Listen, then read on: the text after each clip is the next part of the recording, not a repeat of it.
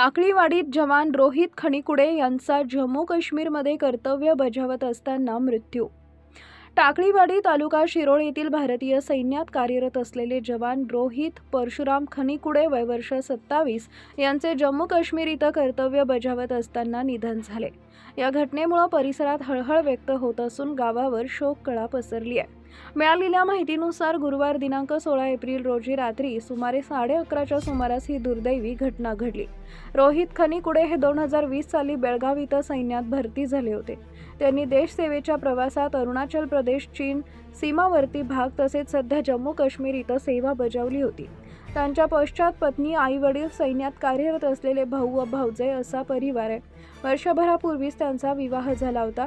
रोहित यांचे प्राथमिक शिक्षण कुमार विद्या मंदिर टाकळीवाडी इथं झाले होते, तर माध्यमिक शिक्षण सरस्वती हायस्कूल टाकळीवाडी इथं पूर्ण केले. पुढील शिक्षण त्यांनी कुरुंदवाड येथील दत्त महाविद्यालयात घेतले होते.